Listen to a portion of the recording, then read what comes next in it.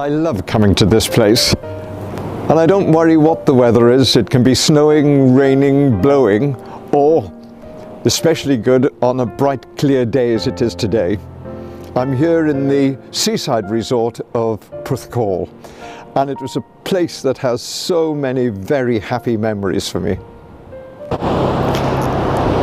Ask most people about their childhood memories of Porthcawl, and I bet you they'll mention the building sandcastles, bathing, swimming in one of the beaches, Rest Bay for instance. Perhaps they remember walking along the prom and the wonderful ice cream shops. And of course, when I was a young man, the highlight of the day was to come here to Coney Beach Fairground. Whoa, what excitement that was. When I was a little kid, one of the great delights, one of the enormous pleasures, was to have a ride on the miniature railway, which ran just about from the harbour up towards the fairground. But then, of course, I had no idea how important railways were to the history and the development of this town.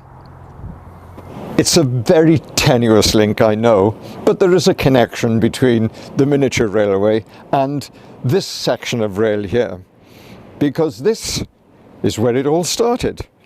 The opening of a horse-drawn railway from the Llinvi Valley in 1825. The railway was so important in the development of Mid Glamorgan to become such an industrial giant in the 19th century. It was the first to link the rich mineral resources of the hinterland with wider markets overseas. The Dyffryn Llinvi and Porthcawl Railway very quickly began building a small dock and a jetty at this place, as it was then known as Porthcawl. The early harbour was little more than a tidal basin. The basin today has changed, of course, since those early days, including moving the original entrance that was originally facing towards Coney Beach and could only be accessed for a limited period either side of high tide. There's been a lot of debate about this name Porthcawl, Porthcawl. Where did it come from? Doesn't necessarily mean a bowl of soup, but perhaps it refers to the turbulent, whirling waters that dominate this area in bad weather. A new entrance was built that still provides access into the outer basin. And why is it known as the outer basin? Well, simply because that's what it became after the docks were expanded and a massive new floating dock was built. And this is it. The connection between the outer basin and what was the large floating dock just over the road. And you can clearly see the gateway delineated between the original stonework and the concrete infill. I know it's something of a historical leap of faith, but once this area behind me, this large car park, was once a huge area of water, the floating dock, covering about 7.5 acres, full of boats taking in coal mainly from the trucks that were lined up on a network of sidings that ran right the way up the side of this dock. This fine building behind me, now a complex of restaurants, and it's lovely to see that it has a new use. But this was built in 1832, and it was the warehouse where the goods from the early and later railways were stored before they were loaded onto the boats in the harbour and out onto the breakwater.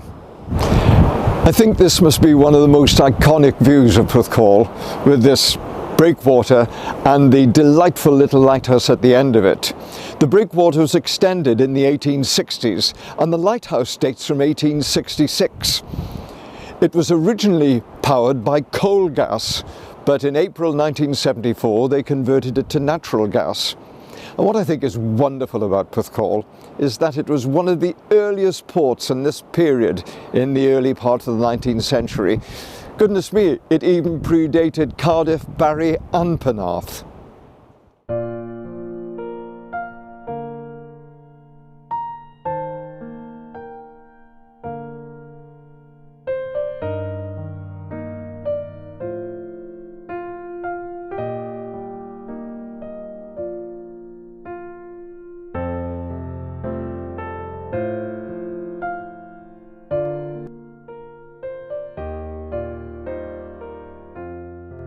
everywhere you look just here, there are remains of the industrialisation of Porthcawl, from the wonderful coal chutes here to this delightful little building.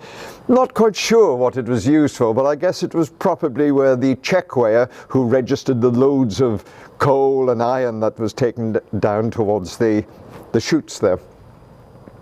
What I love about this place is the way that the man-made structures blend so nicely with the natural rock systems, and we have these substantial rock structures which form the breakwater, and then this little chap which has been built of a slightly different material and has weathered from the incredible rain and wind that blows along this coast.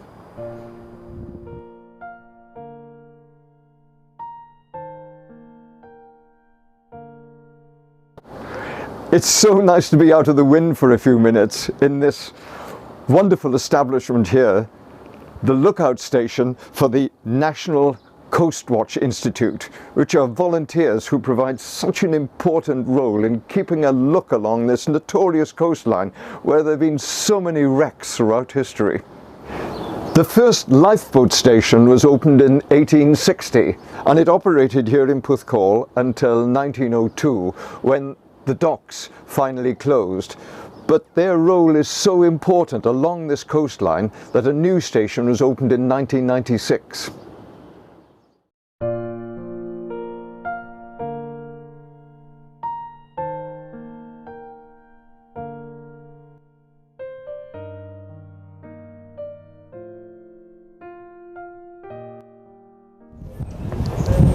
Well, you might think that Porthcawl is an archetypal seaside resort, but it's an incredible town with a fascinating history. But that's another story.